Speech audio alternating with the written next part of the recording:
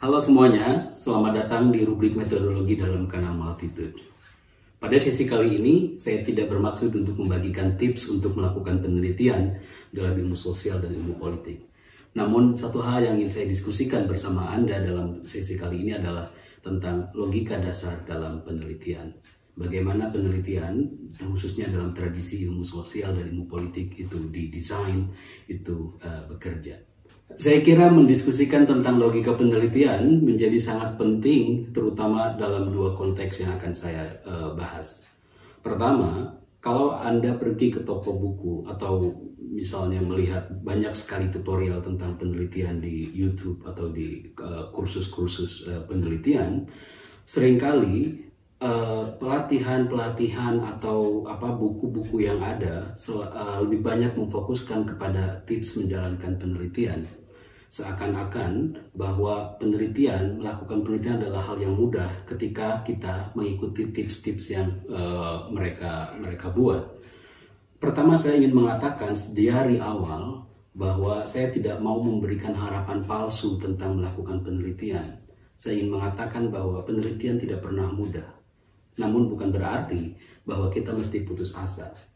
Saya kira dalam konteks ini membicarakan tentang logika penelitian, logika bagaimana penelitian bekerja dalam tradisi ilmu sosial dan ilmu politik jauh lebih penting daripada membicarakan tentang tips-tips melakukan penelitian. Mengapa?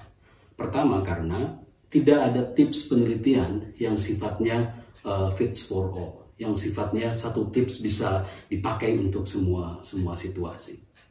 Yang kedua, ketika pun Anda menguasai tips-tips penelitian, belum tentu juga bisa dioperasionalisasikan dalam penelitian yang sesungguhnya, baik dalam fase merancang atau mendesain penelitian ataupun dalam menjalankan penelitian. Saya dulu ketika mulai punya minat baca mungkin sekitar umur belasan, saya mendapatkan buku mungkin kalau dalam tradisi sekarang kita sebut sebagai buku how to, buku tentang yang memberi tips untuk menjadi sukses dalam hidup.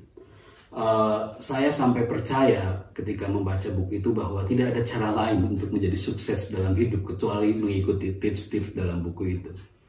Namun sayangnya, bahkan hingga hari ini saya masih ingat tips-tips yang dia sarankan, dan hampir semua tips yang dia sarankan saya tidak bisa melakukannya. Sebagai contoh misalnya, dia menyarankan agar untuk tampil percaya diri, salah satu parameternya adalah ketika kita memperkenalkan dengan seseorang, kita jabat erat tangan seseorang dan sebutkan nama dengan sejelas-jelasnya. Sampai hari ini, saya tidak pernah bisa berkenalan dengan orang tanpa orang tersebut menanyakan kembali, meminta saya untuk mengulang siapa nama saya. Saya kira cerita ini juga relatif sama ketika kita misalnya tertarik untuk menjalankan penelitian, namun kita terlalu terfokus kepada tips. Mungkin tips-tips yang dibuat orang sangat menakjubkan, seakan-akan bahwa ini satu-satunya jalan yang paling pas, yang paling sesuai, yang paling jitu untuk menjalankan penelitian.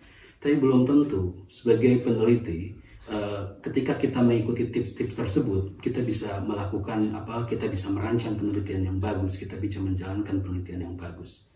Saya kira cerita ini juga mengajak saya khususnya, dan saya ingin berbagi kepada Anda untuk berbicara penelitian tidak memulai dari tips, tapi memulai dari membangun logika dalam penelitian. Nah, berbicara tentang logika penelitian juga menurut saya satu hal yang sifatnya sangat naluri ya, sangat manusiawi. Karena sebetulnya, terutama dalam tradisi ilmu sosial dan ilmu politik, melakukan penelitian sebetulnya bukan hal yang luar biasa. Dalam arti bahwa kita sebagai manusia menjalankan atau melakukan penelitian hampir setiap hari. Kita ingin mengetahui sesuatu, kita menggali informasi tentang sesuatu. Karena manusia pada umumnya sudah terbiasa menjadi bagian dari kehidupan sehari-hari untuk mencari informasi, meyakinkan orang. Artinya ya dalam kata lain adalah menjalankan penelitian dalam ilmu-ilmu sosial. Sebetulnya membicarakan tentang logika itu sangat mudah. Sangat mudah dalam arti bahwa ini adalah bagian dari kehidupan kita. Bukan sesuatu yang sulit. Orang seringkali seperti tertipu, seakan-akan bahwa membicarakan tips jauh lebih penting, jauh lebih bisa digunakan aplikabel daripada memulai belajar penelitian dari logika. Saya kira ini cara pikir yang tidak pas. Oke. Konteks yang kedua, mengapa membicarakan tentang logika penelitian sebagai starting point untuk belajar penelitian itu penting?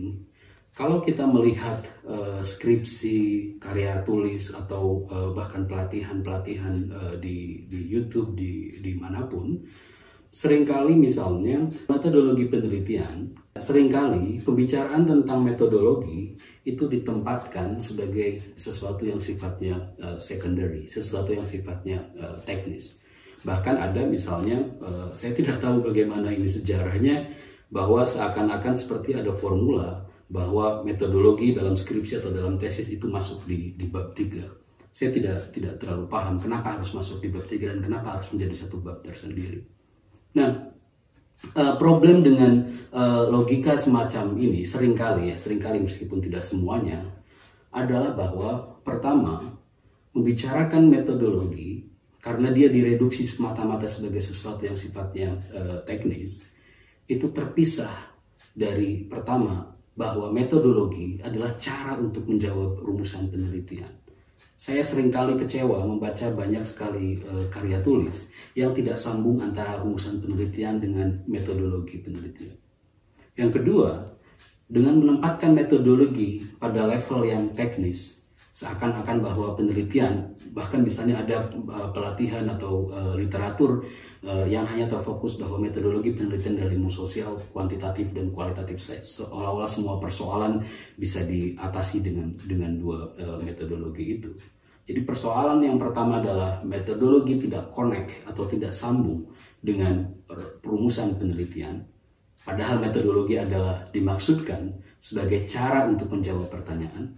Yang kedua, dengan menempatkan metodologi semata-mata sebagai persoalan teknis, sebagai persoalan yang secondary, juga terpisah dari perspektif, dari pendekatan yang dipakai dalam penelitian tersebut. Nah, saya kira atas dasar dua latar belakang ini, menurut saya, membicarakan logika penelitian sebagai starting point untuk belajar metodologi penelitian adalah suatu keharusan. Sebagai starting point, membicarakan atau belajar penelitian dengan mulai dari logika penelitian, saya kira ada 3 hal yang akan saya diskusikan. Pertama, bahwa kita harus ingat bahwa penelitian pada hakikatnya adalah upaya untuk memproduksi pengetahuan, upaya untuk menciptakan pengetahuan dan meyakinkan pengetahuan itu kepada orang lain, mempresentasikan hasil pengetahuan itu kepada orang lain. Kita bukan nabi yang mungkin mendapat pengetahuan dari wahyu dan menyampaikan ke umatnya, mengklaim bahwa ini datang dari Tuhan. Kita bukan dukun yang mendapatkan pengetahuan misalnya lewat tirakat atau apapun dan menyampaikan kepada yang lain, kelompok yang percaya bahwa ini adalah wangsit dari Mbah Anu. Dalam tradisi akademik, cara untuk memproduksi pengetahuan dan cara untuk meyakinkan orang tentang pengetahuan itu tentu berbeda. Nah, saya kira sumber justifikasi yang paling penting dalam dunia akademik untuk produksi pengetahuan adalah kegiatan penelitian. Akademisi tidak melakukan tirakat untuk mendapatkan wangsit seperti dukun yang mengklaim mempunyai pengetahuan tentang masa depan. Tapi bahwa akademisi atau kita sebagai peneliti, cara untuk memperoleh pengetahuan dan upaya kita meyakinkan yang lain adalah dengan melakukan penelitian. Oke, jadi pertama, kalau kita berpikir atau kita menggunakan starting point, menggunakan titik awal logika penelitian untuk belajar meneliti, kita mesti sadar bahwa tujuan penelitian, ya Anda bisa mengatakan tujuan penelitian untuk agar cepat lulus menulis skripsi atau tesis. Tapi esensinya dalam tataran yang ideal atau bahkan dalam hal teknis pun, ketika Anda mengerjakan tesis atau skripsi asal-asalan, pasti Anda akan ditanya apa temuan dalam tesis tersebut. Artinya bahwa secara logika, penelitian pada dasarnya adalah bagaimana memproduksi pengetahuan dan mempresentasikan pengetahuan itu, meyakinkan orang lain atas temuan atau findings dalam kegiatan penelitian itu. Yang kedua, berbicara tentang logika penelitian metodologi tidak bisa ditempatkan sebagai sesuatu yang sifatnya secondary. Metodologi tidak bisa ditempatkan sebagai sesuatu yang sifatnya teknis, yang terpisah dari yang lain. Oke, berbicara tentang metodologi, setidaknya dia harus connect, dia harus bersumber dalam dua jalur. Pertama adalah bahwa metodologi adalah upaya untuk menjawab rumusan pertanyaan. Oke, pembicaraan metodologi tidak bisa dipisahkan dari pembicaraan tentang rumusan penelitian. Karena pada hakikatnya, untuk apa kita bicara tentang metodologi, untuk apa kita bicara tentang bagaimana mencapai sesuatu, kalau kita sendiri tidak punya tujuan, kalau kita sendiri tidak punya persoalan yang mau dijawab, untuk apa kita membicarakan tentang metodologi?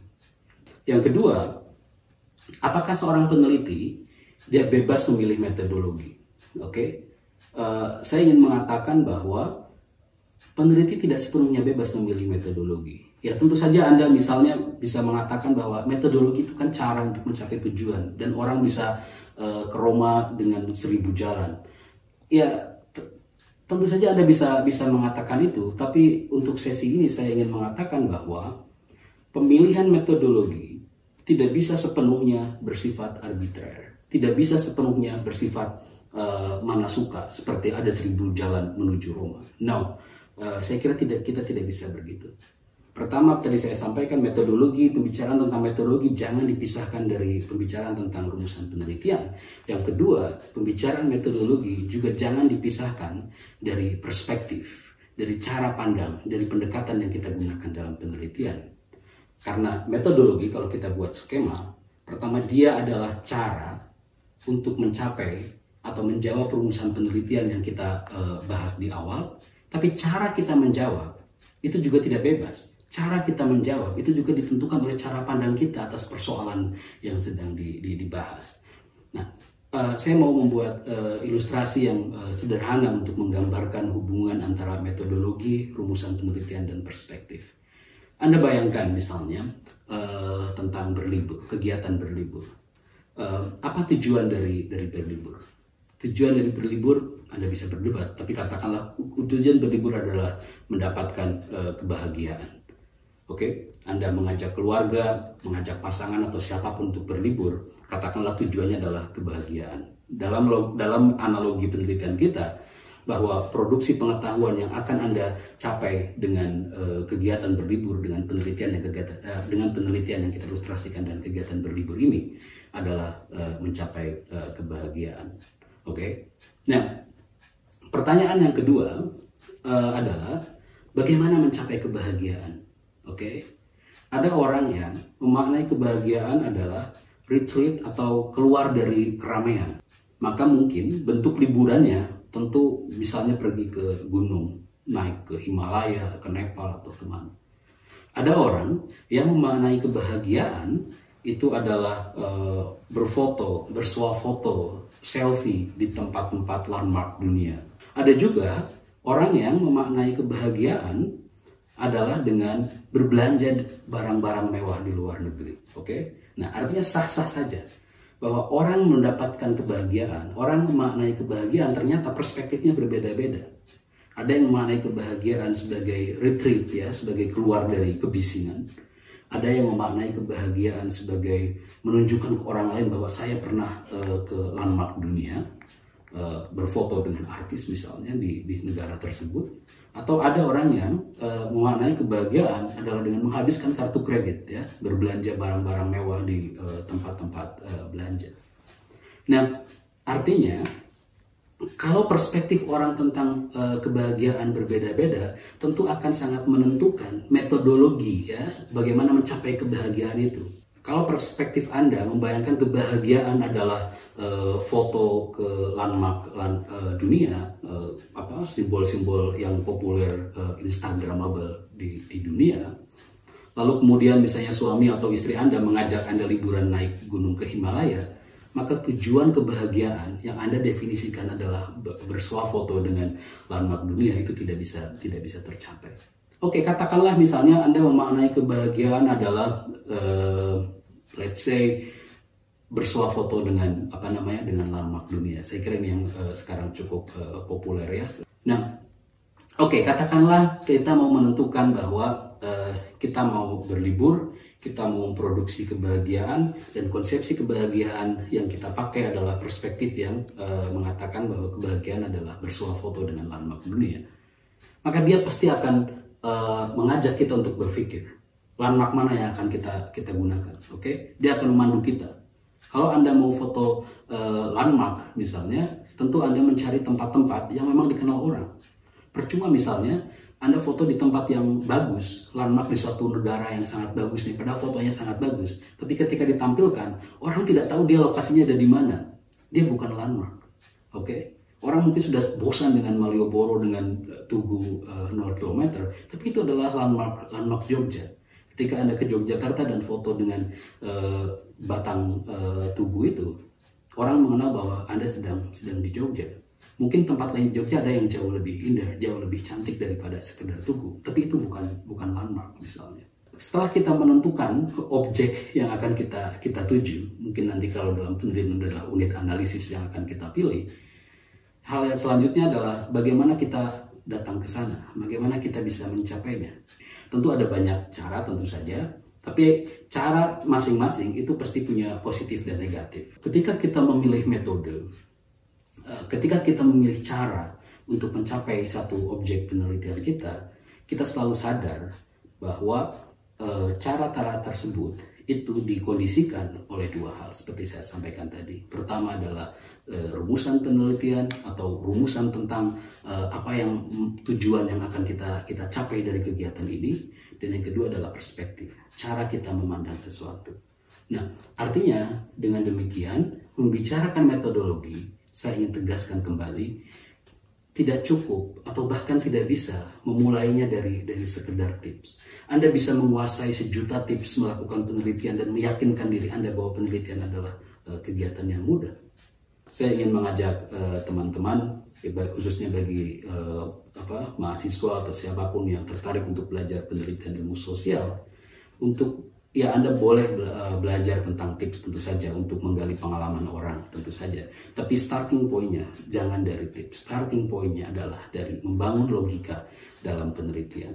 Saya ingin tegaskan kembali bahwa kalau kita mau mempelajari metodologi penelitian, belajar penelitian khususnya dalam tradisi ilmu sosial dan ilmu politik dengan menggunakan starting point logika penelitian bukan tips, setidaknya ada 3 hal yang perlu diperhatikan.